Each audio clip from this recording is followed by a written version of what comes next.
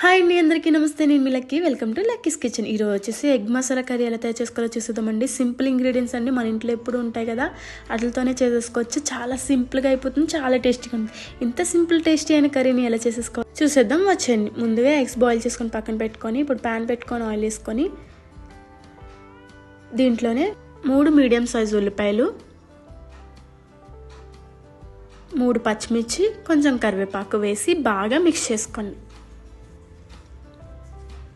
Mix చేసుకొని బాగా brownish colour వచ్చిన దాకా మిక్స్ చేసుకోండి. చూడండి, బ్రౌనిష్ కలర్ వచ్చింది కదా, కొంచెం లైట్గా. ఇందులోనే 2 మీడియం సైజ్ టమాటోస్ కూడా వేసి బాగా మిక్స్ చేసుకోండి. బాగా మిక్స్ చేసుకొని మూత పెట్టుకొని, ఈలోపే మనం బాయిల్ చేసుకొని పీల్ చేసుకున్న ఎగ్స్ ఉంటాయి కదండి, అవి ఘాట్లు పెట్టుకోండి పక్కన. ఇప్పుడు ఒకసారి మూత తీసి టమాటో సాఫ్ట్గా మగ్గింది లేదు చూసుకొని, ఒకవేళ మగ్గకపోతే ఇంకొక 1 మినిట్ బాగా మగ్గించుకోండి. చూడండి, బాగా మగ్గిపోయింది కదా. దీన్ని బాగా మిక్స్ చేసుకొని ఇందులోనే 1 spoon salt, 1.5 spoon chilli powder కూడా వేసుకొని బాగా మిక్స్ చేసుకోండి. బాగా మిక్స్ చేసుకొని అంతా కలిసేటట్టు మిక్స్ చేసుకొని మూత పెట్టి ఒక 1 మినిట్ వరకు మగ్గించుకున్నారంటే ఇదంతా బాగా పడుతుంది కదండి, చాలా బాగుంటుంది. మంచి ఫ్లేవర్ అప్పుడే స్మెల్ వస్తుంది మీకు.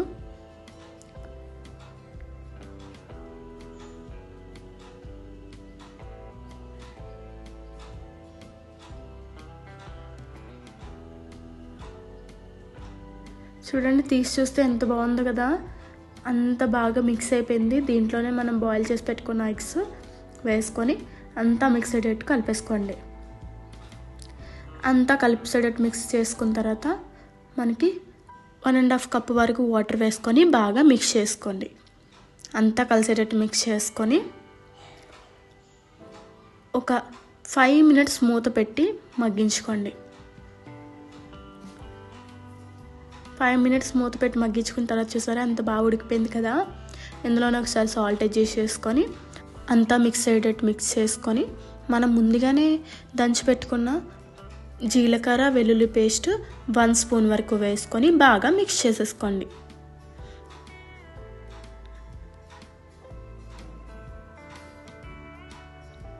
అంతా మిక్స్ అయ్యేటట్టు మిక్స్ చేసుకొని మూత పెట్టి ఒక 2 మినిట్స్ 3 మినిట్స్ మగ్గించుకుంటే ఎంతో టేస్టీ అయిన ఎగ్ మసాలా కర్రీ రెడీ. చాలా టేస్టీగా ఉంటుందండి, చాలా బాగుంటుంది. ఎప్పుడైనా మనకు నోరు చేదుగా ఉన్నా, ఏదైనా స్పైసీగా తినాలన్నప్పుడు మాత్రం ఇది చేసుకొని తినండి, చాలా టేస్టీగా ఉంటుందండి, బాగుంటుంది కూడా. పెద్ద పెద్ద ఇంగ్రీడియంట్స్ కూడా అవసరం లేదు, మన ఇంట్లో ఉన్న ఐటమ్స్తోనే అయిపోతుంది సింపుల్గా. ఇంత సింపుల్ టేస్టీ కర్రీని ఒక్కసారి మీరు ట్రై చేసి తినాల్సిందే, చాలా టేస్టీగా ఉంటుంది. డెఫినెట్గా ట్రై చేయాల్సిన రెసిపీ. ఈ కర్రీ కనుక మీకు నచ్చినట్టయితే ప్లీజ్ లైక్ అండ్ సబ్స్క్రైబ్ చేసుకోండి. Thank you for watching.